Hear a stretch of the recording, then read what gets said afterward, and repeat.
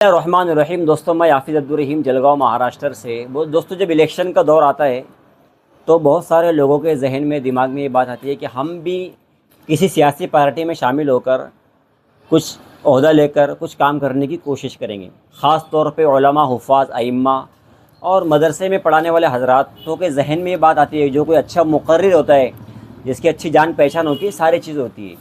तो मैं उसी के उन्वान पर टॉपिक वीडियो बना रहा हूँ कि देखो, जब कोई मस्जिद का इमाम, मदरसे का मुअल्लिम, कोई नाज़िम, कोई मोहतमिम या मकतब पढ़ाने वाला या कोई आलिम या हाफिज़ जब किसी भी सियासी जमात को इख्तियार करता है, चुनता है, उसमें शामिल होता है, उसके बाद उसका जो वक़ार है, उसकी जो अज़मत है, उसका जो दबदबा है, वो ख़त्म हो जाता है।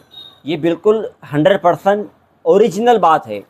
आपने कितने इमाम ऐसे देखे होंगे, सियासी पार्टी को ज्वाइन करने के बाद इमामत छोड़ना पड़ा, मकतब छोड़ना पड़ा, मस्जिद का, मदरसे का, कुरान का, हर चीज़ का जो है तो उसका नुकसान हुआ।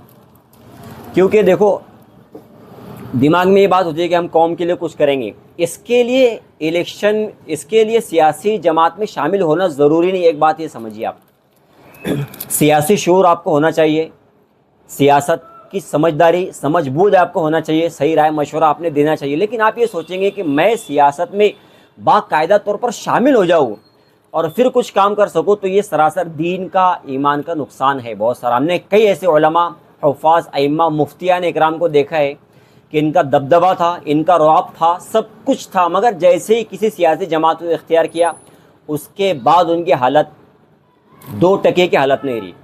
इतनी घटिया उनकी हालत बन गई। देखो, एक मोहल्ला है ना हमारा, एक मोहल्ले में जितनी भी सियासी पार्टियाँ, हर सियासी पार्टी से ताल्लुक़ रखने वाले लोग आपको मिलेंगे। मुझे बताओ, आप मस्जिद के इमाम हैं, आपके पीछे वो कैसे नमाज़ पढ़ेंगे, आपसे वो कैसे ताल्लुकात कायम रखेंगे, आपसे कैसे वो बात कर सकते हैं, आपसे कैसे वो मशवरा लेंगे। उनकी पार्टी अलग, आपकी पार्टी अलग। भाई, आप इमाम हैं, आप किसी भी पार्टी का आदमी हो, आप सबके इमाम होना चाहिए। उसने आपको ये नज़र से नहीं देखना चाहिए कि ये तो इमाम साहब फ़ला पार्टी के, फ़ला पार्टी के। देखो, सियासत का शऊर होना चाहिए। जैसे हम कहते हैं ना, सियासत दीन का हिस्सा है, तो इसका ये मतलब नहीं कि भाई आप सियासी पार्टी में शामिल हो जाओ। अरे भाई, सियासत दीन का हिस्सा है, तो सियासत किस तरीके से करना है ये हमको लोगों को सिखाना है, बताना है, कैसे जो है तो इसके अंदर रहकर ज़िंदगी गुजारना है, कैसे सब कुछ करना है।